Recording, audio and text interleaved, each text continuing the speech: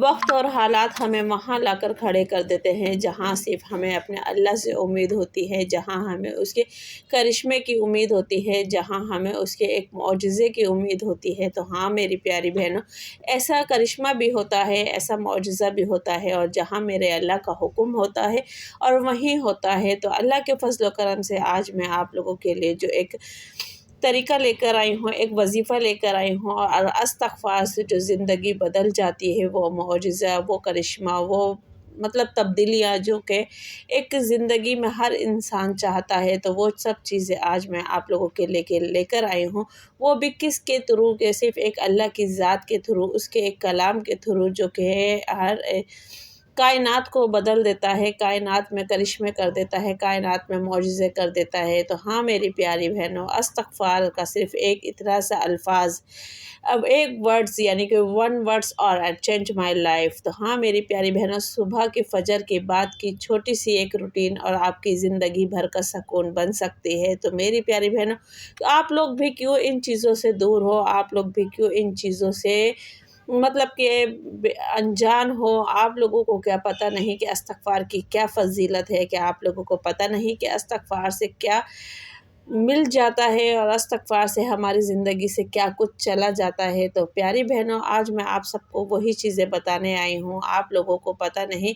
कहते हैं कि लोग कहते हैं ना कि तकदीर का लिखा है, सब नसीब का है, नसीब में था इसलिए हो गया। नहीं मेरी प्यारियों बहनों, अल्लाह पाक कहता है कि तुम मुझसे मांगो, मैं तो तकदीर बदलने पर कादिर हूँ। तो मेरी प्यारी बहनों, क्यों ना हम ऊपर वाले से मांग कर अपनी जो बिगड़ी हुई तकदीर है उसको संवरवा लें, क्यों ना अपनी उस बिगड़ी हुई तकदीर को सजा लें, क्यों ना अपनी उस बिगड़ी हुई तकदीर में हम भी करिश्मे लिख लें, क्यों ना उस बिगड़ी हुई तकदीर में हम भी अपने लिए मौजज़े लिख दें। तो प्यारी बहन, अस्सलाम वालेकुम my YouTube family, welcome back to my YouTube channel. तो उम्मीद करते हैं आप सब लोग खैरियत से होंगे। तो जी अल्लाह के फज़ल व करम से मैं भी खैरियत से हूँ। तो प्यारी बहनों, आज मैं लेकर आई थी घर के लिए कुछ ग्रोसरी, क्योंकि जैसे कि मैंने आप लोगों को बताया कि मैं अपने घर के काम अमूमन खुद ही करती हूँ। जो काम करने वाले भी होते हैं जेंट्स के, वो भी मैं काम खुद करती हूँ। तो यहाँ पर बस मैं अब घर की ग्रोसरी लेकर आई थी, और जैसे कि आप लोगों को मैंने दिखाई वेजिटेबल्स और घी, शैम्पूज़ वग़ैरह, तो मैं ये लेकर आई थी, और साथ ही घर की झाड़ू भी ख़त्म हो गई थी, तो मैं ये भी लेकर आई थी। झाड़ू दिखाने का मकसद आपको ये है सिर्फ़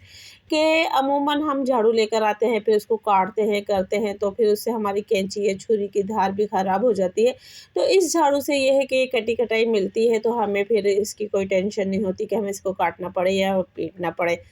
तो बाकी ये है कि ग्रोसरी मैं लाई थी, और बाकी मैंने अब घर की सारी चीज़ें मैनेज करके रख दी थी। तो सारी ग्रोसरी, यानी ग्रोसरी नहीं सॉरी, सारी सब्ज़ी वग़ैरह जो थी, वो सारी मैंने उसको सेटअप करके रख दिया था। बाकी यहाँ पर मैं अब नाश्ते की तैयारी कर रही थी। तो ये है कि अमूमन मुझे घर के लिए कुछ यानी कि वक़्त ऐसी चीज़ें लानी पड़ती हैं, और जो ग्रोसरी मैं आप लोगों को दिखाती हूँ कि अगर मैं सारी लेकर आई हूँ, तो प्यारी बहनों, ये ग्रोसरी जितनी भी चीज़ें होती हैं, ये मेरी मंथली बजट के हिसाब से होती है। हाँ, सब्ज़ी जो होती है वो वीकली हिसाब से होती है, और जो बाकी ग्रोसरी होती है तो वो मंथली होती है। और बीच में अगर कोई चीज़ ख़त्म हो जाती है तो फिर एक, वैसे तो मैं ख़त्म होने नहीं देती हूँ, क्योंकि मैं अपने तरीके से चलाती हूँ, अपने बजट के हिसाब से चलाती हूँ। बाकी ये है, अगर ख़त्म हो भी जाती है किसी वक़्त, तो फिर मैं उसको मैनेज करने में थोड़ी-सी ताख़ीर रखती हूँ, क्योंकि मुझे मंथली हिसाब रखना पड़ता है। बाकी ये है कि आज जो मैं आप लोगों के साथ बात शेयर करने वाली हूँ, वो बहुत ही ज़बरदस्त है, बहुत ही अच्छी है। ऐसे ही मैंने अपनी एक पिछली वीडियो आप लोगों के साथ शेयर की थी, जिसको आप लोगों ने बहुत अच्छा प्यार दिया, बहुत अच्छा रिस्पॉन्स दिया। तो आज उसी इस्तग़फ़ार को लेके मैं आपकी ज़िंदगी में भी एक बात लेकर आई हूँ। जो मेरी बहनें इस चीज़ से अनजान हैं, जो मेरी बहनें अक्सर अपने घरेलू मामलात से परेशान हैं, जो मेरी बहनें मतलब रिज़्क़ और रोज़ी की परेशानी से तंग हैं, और जो मेरी बहनों के काम बनते-बनते रह जाते हैं, काम बनते-बनते बिगड़ जाते हैं, और किसी न किसी काम में रुकावट आ जाती है। तो आज जो मैं वज़ीफ़ा आप लोगों के लिए लेकर आई हूँ, वो मतलब कि ऐसा है कि आपके बिगड़े-बिगड़ाए काम भी सुधर जाएँगे। आपको पता नहीं चलेगा मेरा ये काम कैसे हो गया, किस तरह हो गया, कैसे हुआ, कहाँ से गैब से मदद आई, तो आप लोग खुद सोच के देख के हैरान हो जाओगे। तो हाँ प्यारी बहनों, मैं आप लोगों को इस्तग़फ़ार की फ़ज़ीलत बताने जा रही हूँ। वो फ़ज़ीलत जो कि हम में से शायद किसी किसी को पता हो, और जिसको पता है उन्होंने अपनी तकदीर, अपनी ज़िंदगी बदल ली है और हम आज भी वहीं के वहीं हैं।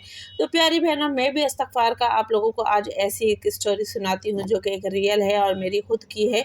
मैं किसी के ऊपर रख के कोई बात नहीं करती हूँ, जो भी आप लोगों के साथ कहती हूँ वो रियल कहती हूँ, जो भी आप लोगों के साथ बताती हूँ वो रियल होता है, और जो भी मैं अपने घर के बारे में आप लोगों को दिखाती हूँ वो भी रियल होता है। मैं कोई फेक स्टूडियो नहीं बनाती, मैं कोई फेक किचन नहीं बनाती, मैं कोई फेक मतलब चीज़ें नहीं बनाती। जो भी मेरे घर में काम हो रहा होता है, या फिर मैं नाश्ता बना रही होती हूँ या कुछ भी है, और जैसा मेरा घर है मैं वैसा ही आपको दिखाती हूँ, और जैसे मेरे बर्तन है, जैसे मेरा किचन है, वो सब मैं आपको दिखाती हूँ। अमूमन बहुत सी बहनें कहती हैं किचन आपकी ये चीज़ गंदी है, आपका प्लेटफ़ॉर्म गंदा है, आपका तवा गंदा है। तो मेरी प्यारी बहनों, मैंने आप लोगों को बताया कि मैं एक रेंटेड घर पे रहती हूँ, और यहाँ पे मतलब कि मैं अपनी तरफ से कुछ भी नहीं कर सकती हूँ, और मालिक मकान भी कोई अगर हम उसको कहें कि भई ये चीज़ ख़राब हो जाती है, या वो चीज़ है जो कि आपके मतलब उसमें अंडर में आती है, तो आप ये सही करवा के दो, तो मालिक मकान कुछ भी नहीं हमारे साथ कॉम्प्रोमाइज़ करता है। वो सिर्फ़ साफ़ कहता है जो करना है खुद करो, और दूसरा अगर हम करते भी हैं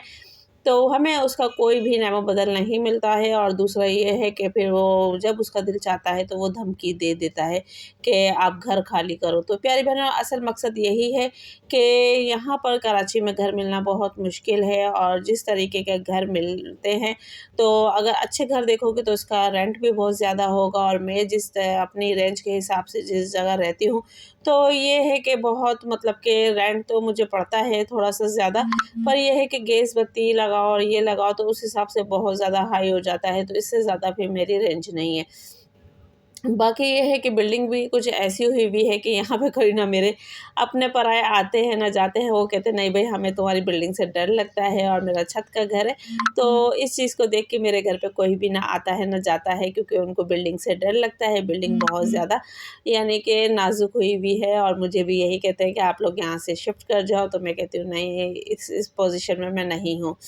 तो बात यहाँ आती है, अब चलते हैं अपने टॉपिक की तरफ, और जैसे कि मैं आप लोगों को बता रही थी इस्तग़फ़ार की फ़ज़ीलत। तो मेरी प्यारी बहनों, हम जो ज़िंदगी में अपने अगर आप अंदाज़ा लगाओ कि हम लोग लेट नाइट फ़िल्में देखते हैं, लेट नाइट हम लोग जागते रहते हैं, मोबाइल स्क्रॉल करते रहते हैं, या कुछ भी है, तो हम अपनी सुबह की जो वो बरकतें हैं वो गँवा देते हैं। सुबह की जो मतलब रिस्क अल्लाह पाक की तरफ से आता है वो भी हम गँवा देते हैं। तो मेरी प्यारी बहनों, आप चाहे सारा दिन सो लो, पर सुबह यानी कि अपनी रूटीन इस तरह बनाओ कि आप लोगों को सुबह तकरीबन आधा घंटा भी अगर मिल जाता है, उस आधे घंटे में मिल उठकर आप अपने फ़जर की नमाज़ अदा करो। फ़जर के 2 नफ़िल शुक्राने के अदा करो कि अल्लाह पाक, आज तूने हमें फ़जर की नमाज़ अदा करने की तौफ़ीक दी। और मेरी प्यारी बहनों, मैं नमाज़ इतनी आपको नहीं कहूँगी कि भई मैं यूँ हूँ, वो हूँ। मेरे को जब नमाज़ का होता है, मैं नमाज़ भी पढ़ती हूँ, पर ये है कि जब मैं नमाज़ पढ़ती हूँ तो फिर मैं उसके 2 नफ़िल शुक्राने के भी अदा करती हूँ कि अल्लाह पाक, तूने मुझे इस वक़्त की नमाज़ पढ़ने की तौफ़ीक अता फ़रमाई, उसके लिए मैं तेरा शुक्र अदा करती हूँ। तो ये चीज़ मैं अपने अंदर एक नोट करती हूँ, अपनी मैंने एक आदत बनाई हुई है कि मैं जिस वक़्त की भी नमाज़ अदा करती हूँ, उसके साथ 2 रकात नफ़िल हैं, वो मैंने लाज़मी अदा करती हूँ शुक्राने की, कि आज अल्लाह पाक ने मुझे ये नमाज़ अदा की और पढ़ने की तौफ़ीक अता की। वरना पता नहीं होता, हम कहते हैं कल पढ़ेंगे, पर हमें वो वक़्त कल का नहीं मिलता है, क्या पता हमारा आज वक़्त आ जाए। तो इस चीज़ को देखते हुए, नज़र में रखते हुए, मैं अमूमन अपनी ज़िंदगी का एक मामूल है जिसे मैं बताती हूँ और हमेशा आप लोगों के साथ शेयर करती हूँ कि मैं अपनी ज़बान पर कोई ना कोई कलाम पढ़ती रहती हूँ। अगर मैं आप लोगों को बताऊँ कि मैं क्या-क्या पढ़ती हूँ और किस-किस के बताए हुए वज़ीफ़े पढ़ती हूँ, तो आप लोग खुद हैरान रह जाएँगे कि आप इतनी चीज़ें पढ़ती हो। पढ़ने को तो मैं माशाअल्लाह बहुत से कलाम पढ़ती हूँ, और अगर मेरी आँख भी खुलती है तो भी मेरी ज़बान पे दरूद शरीफ़ होता है, पर इस्तग़फ़ार मैं नहीं भूलती हूँ। जहाँ मुझे कोई अगर मिसाल के तौर पे कोई बात ऐसी लगती है, वहाँ भी मेरे मुँह से इस्तग़फ़ार ही निकलता है। और इसकी फ़ज़ीलत आप लोगों को मैं बता दूँ, इतनी ज़्यादा है कि आपको पता नहीं चलता कि आपके घर में रिज़्क़ कहाँ से आ रहा है, आपके घर में रोज़ी कहाँ से आ रही है, आपके मसले मसाइल कहाँ से हल हो रहे हैं। आप देखते रह जाते हो, सोचते रह जाते हो, और अल्लाह के करिश्मे को याद करते हो कि वाह अल्लाह तेरा करिश्मा, वाह तेरी कुदरत, कि तूने हमें बैठे बिठाए ये सब कुछ अता फरमा दिया, हमने सोचा भी नहीं था, हमारे ज़हन गुमान में भी नहीं था, तूने हमारा ये काम कर दिया। या अल्लाह पाक, मैं इस वक्त से कुछ और मांग लेती तो मेरी प्यारी बहनों, इस्तग़फ़ार की वो फ़ज़ीलत है कि आप लोग सोच भी नहीं सकते, आप लोग समझ भी नहीं सकते। अपनी ज़िंदगी का एक मामूल बनाएं और जिसमें आप इस्तग़फ़ार का विर्द चलते फिरते, सोते बैठते, उठते, यहाँ तक कि किचन में काम भी कर रहे हो तो भी आप लोग इस्तग़फ़ार का विर्द रखो अपनी ज़बान पे। आप घर का कोई भी काम कर रहे हो, इस्तग़फ़ार का विर्द रखो ज़बान पे।